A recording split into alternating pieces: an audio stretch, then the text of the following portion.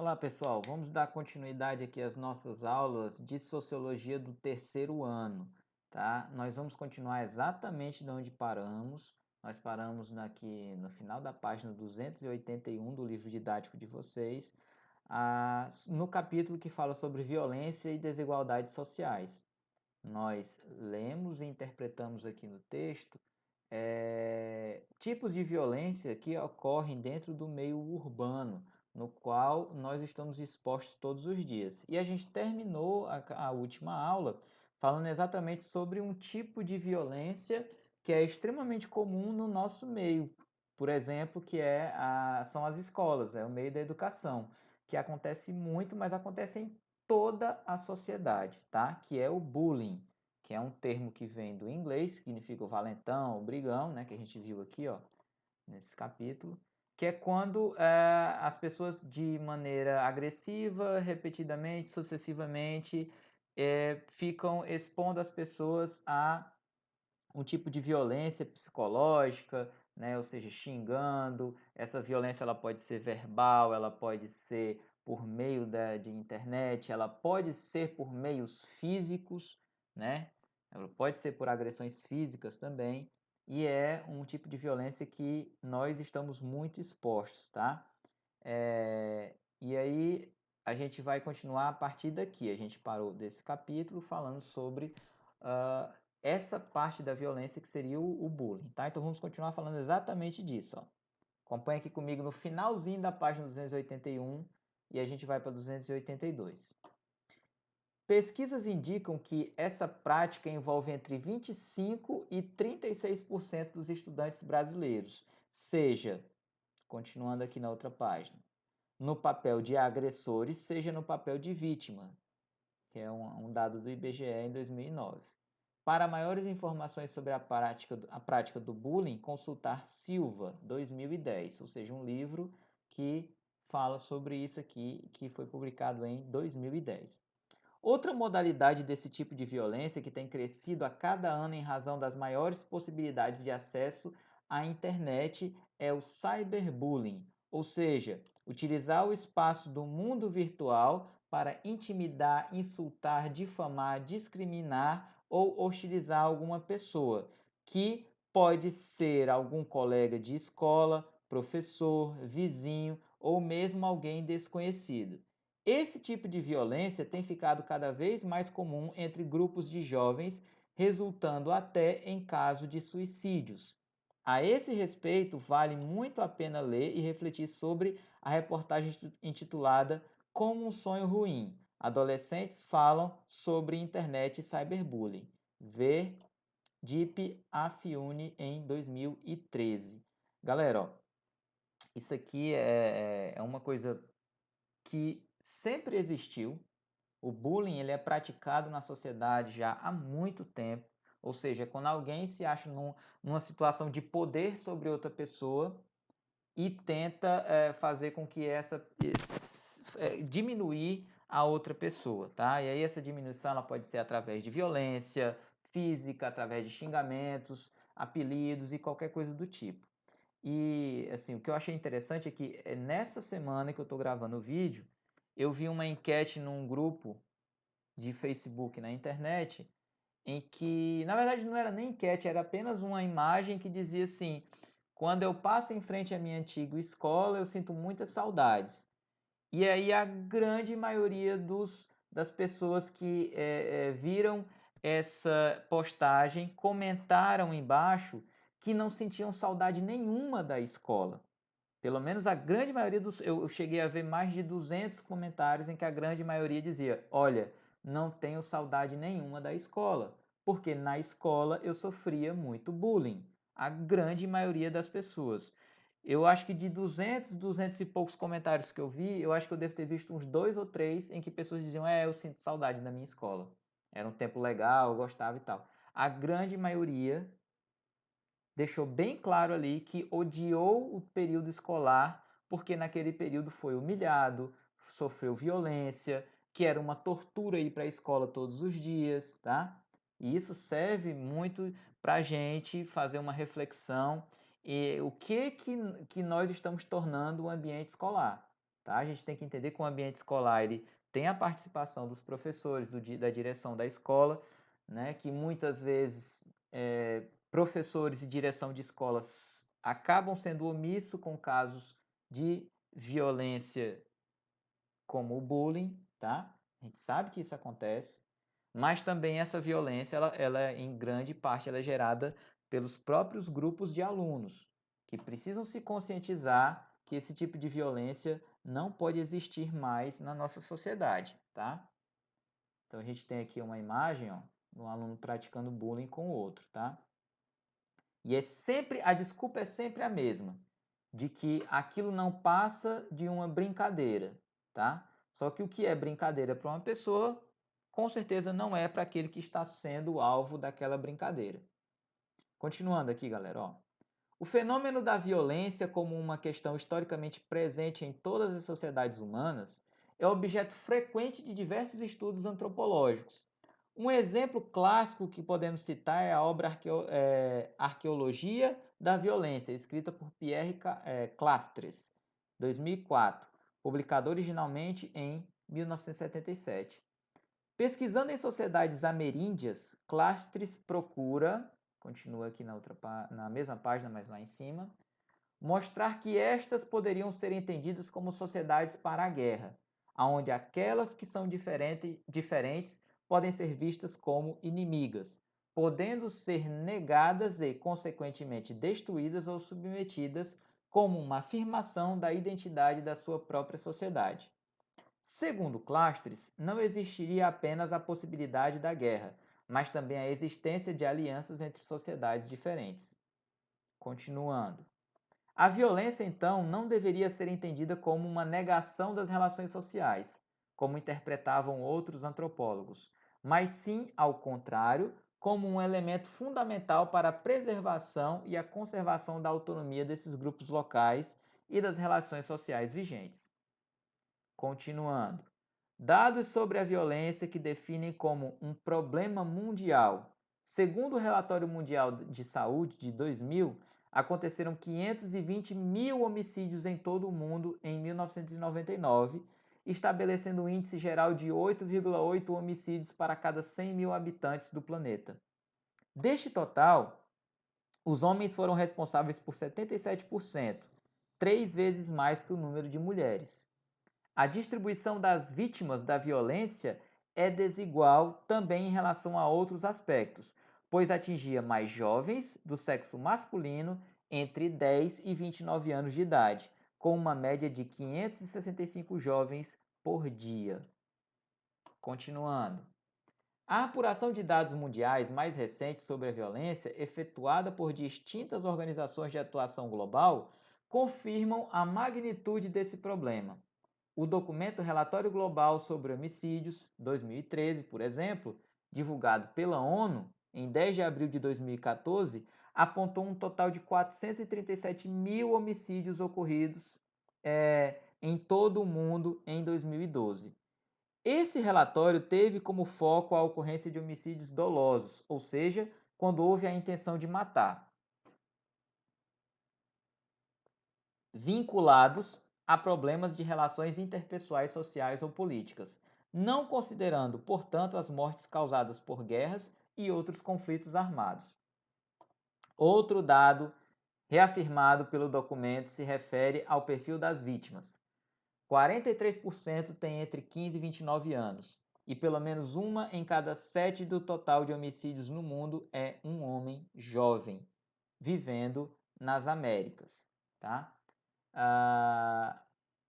Galera, então, desse trecho aqui, o autor ele coloca para a gente um monte de dados que comprovam que a violência ela tem um grupo do qual ela atinge mais.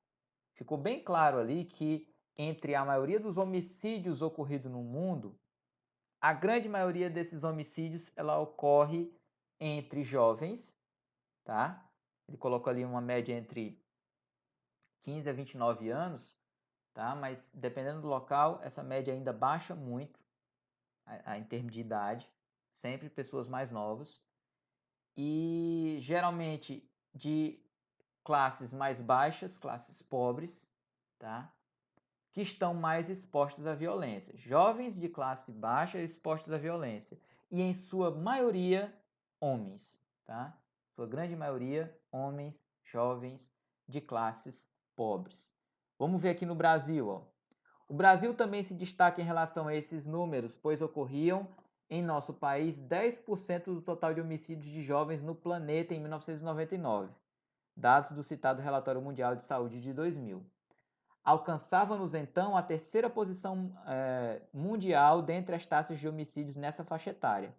Em relação a todos os homicídios, o Brasil passava para o segundo lugar, numa relação de 60 países. O primeiro lugar, em 1999, era a Colômbia, que enfrentava naquele momento um estado de guerra civil. Então, olha só, nesse período aqui, final do século XX, né, 1999, o Brasil ele era o segundo em número de homicídios no mundo e ele só perdia para a Colômbia, que estava tendo uma guerra civil. Né? Se vocês lembrarem o que é guerra civil, é quando forças dentro do próprio país estão em guerra.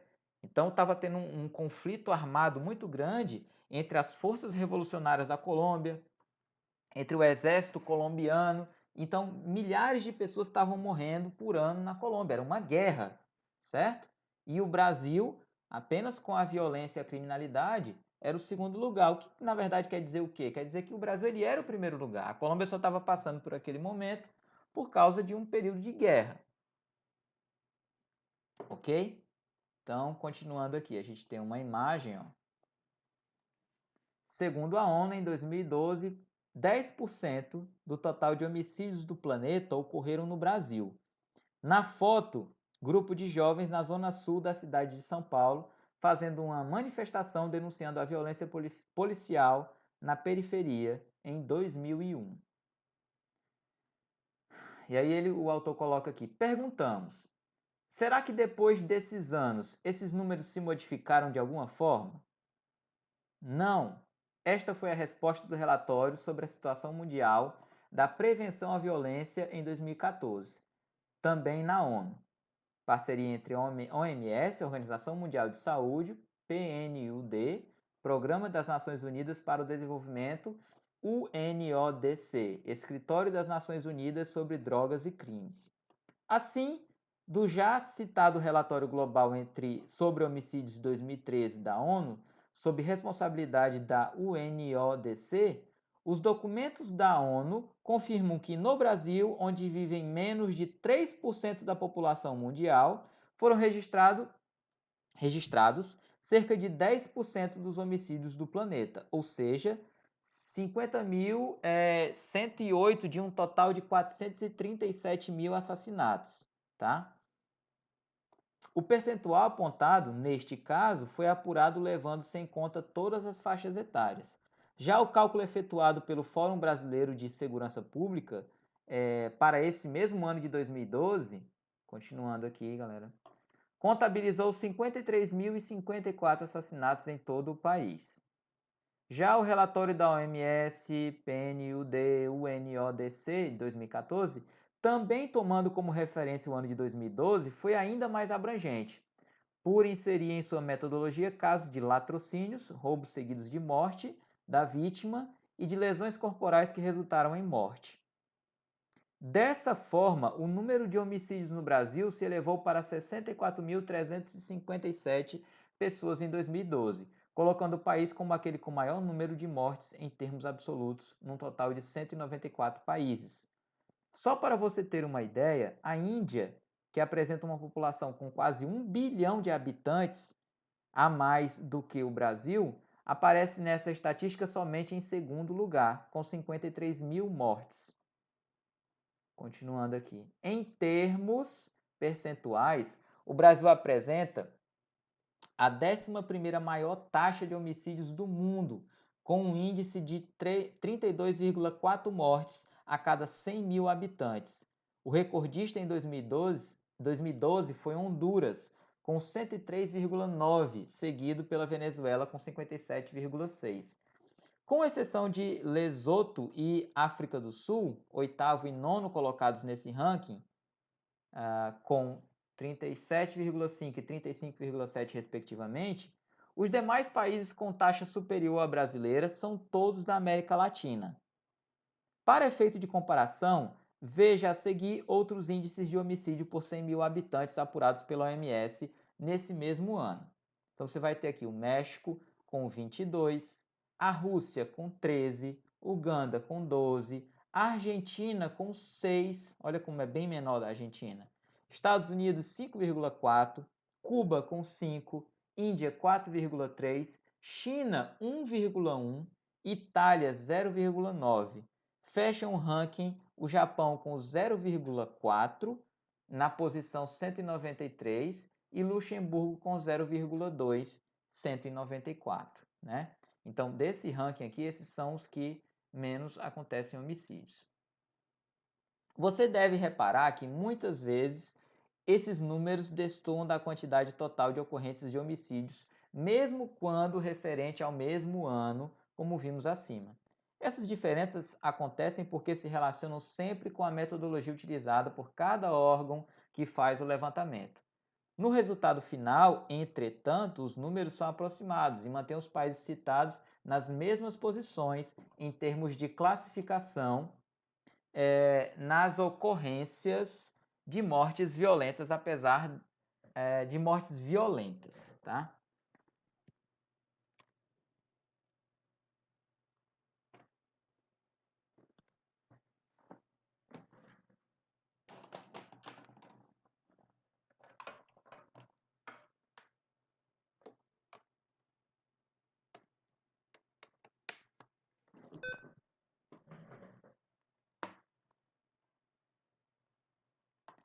Apesar dessas diferenças, os índices de homicídio continuam reportando invariavelmente ao mesmo perfil apontado nos diversos documentos e estatísticas sobre o tema. 90% das vítimas brasileiras são homens, em sua maioria jovens e negros, residentes nas periferias urbanas. Em relação às mulheres assassinadas, os homicídios ocorridos no país confirmam o que ocorre globalmente. Quase a metade das mulheres mortas em 2012 foram vítimas de violência doméstica, atacadas pelos parceiros ou por outros membros da sua família. Então, esses dados aqui, galera, eles deixam claro um mapa da violência aqui no Brasil, aonde a violência geral ela atinge mais quem? Jovens, homens e, em sua maioria, negros e pobres, que são os que estão mais expostos à violência urbana, tá? No caso das mulheres, as mulheres sofrem um grande índice também de violência, tá? E geralmente essa violência ela é implementada dentro da própria residência, violência doméstica, e elas são atacadas principalmente pelos seus parceiros. A gente tem visto nos últimos anos aqui no Brasil aumentado drasticamente o número de casos de feminicídio, né? Que é, ou seja, feminicídio é quando a mulher é morta por ela ser mulher. Então é quando o companheiro ele mata a mulher porque tem ciúmes dela, ele persegue ela porque ela quer terminar a relação e ele não quer, e assim sucessivamente. Então é quando esses crimes de feminicídio acontecem e que tem assustadoramente crescido no Brasil, né, nos últimos anos. E tem que se estudar e ver o que são as causas do aumento dessa violência contra a mulher e se combater esse tipo de violência. Continuando. Não é sem motivo, portanto, que os chamados estudos sobre a violência estão presentes em centros de pesquisas de diversas universidades brasileiras, como, entre outros, o Núcleo de Estudos da Cidadania, Conflito e Violência Urbana, NECVU, criado em 1999 na Universidade Federal do Rio de Janeiro pelo sociólogo, professor e especialista brasileiro no tema Michel Missi. Em 2002, foi criado na UERJ, Universidade do Estado do Rio de Janeiro, o Laboratório de Análises da Violência, coordenado em 2015 pelos sociólogos Inácio Cano e João Trajano Centro-Sé. Continuando aqui. O centro de estudos mais antigo sobre o tema, porém, é o Núcleo de Estudos da Violência, NEV, da Universidade de São Paulo, da USP, criado em 1987, ao qual pertencem sociólogos como Paulo Sérgio Pinheiro, Sérgio Adorno e Nancy Cardia. Mas podemos dizer que os estudos sociológicos sobre a violência tiveram origem com a própria constituição da sociologia como ciência. Afinal, basta recorrer aos autores considerados clássicos para atestar isso. O suicídio foi um dos principais estudos desenvolvidos por Durkheim, e o papel do Estado como detentor do monopólio legítimo da força foi uma das questões debatidas por Max Weber. Já Karl Marx pode ser citado aqui por sua percepção e descrição da violência presente nas lutas de classes existentes em diferentes sociedades através da história, com especial atenção para a sociedade capitalista e seus mecanismos de exploração dos trabalhadores e reprodução das desigualdades sociais. Continuando aqui, galera. Sociólogos contemporâneos conhecidos, além dos brasileiros citados, também se dedicaram ao estudo da violência, tornando-se referências sobre o tema. Um exemplo importante foi o francês Pierre Bourdieu, 1930 a 2002, e o seu conceito de violência simbólica. Continuando. Que ele elaborou para definir uma forma de violência que é aparentemente consentida por aquele que é a vítima, mas que não se percebe como tal. Pelo contrário, trata as relações de dominação como naturais e inevitáveis. Assim, para Bourdieu, a violência simbólica é um mecanismo que reproduz socialmente e legitima a dominação de uma classe sobre outra. Um exemplo clássico estudado por Bourdieu é a educação, que inculca nos estudantes uma determinada forma de pensar, de se ver o mundo, que é exatamente a visão do mundo da classe dominante, com os seus valores, ideias, enfim, a sua cultura. Tal mecanismo arbitrário é essencial para se entender a manutenção das estruturas de poder e do pensamento conservador em uma determinada sociedade. Tá? Então, isso aqui foi tirado do trecho do livro do Pierre Bourdieu. Um dos sociólogos contemporâneos mais importantes que desenvolve estudos nessa área é um ex-aluno de Bourdieu, tá? Locke Wacquant, tá? Não sei se é assim a pronúncia, porque não sei falar francês. Continuando aqui, galera. Ó. Então podemos perceber como a sociologia pode contribuir para entender os mecanismos que produzem e reproduzem a violência em todas as sociedades, em todas as suas modalidades, seja ela representada pelas diversas formas de violência simbólica, seja ela motivada por disputas políticas de qualquer tipo, sob a forma da criminalidade urbana ou como aquela que caracteriza a luta pela terra no Brasil e em outros países, como uma forma de opressão, de abusos sexuais ou as mais distintas tentativas de submissão da mulher diante dos homens, ou como discriminação, intimidação e maus tratos contra idosos e crianças. No limite, qualquer uma das formas de violência que citamos aqui, como exemplo, pode resultar na morte daquelas que são as suas vítimas. Tratamos neste livro destes temas de acordo com a abordagem de cada capítulo.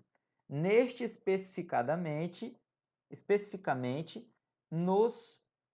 continuando na outra página, galera, deteremos sobre a versão urbana da violência, com atenção para os índices de criminalidade e para as desigualdades sociais que afloram em nosso país, tá?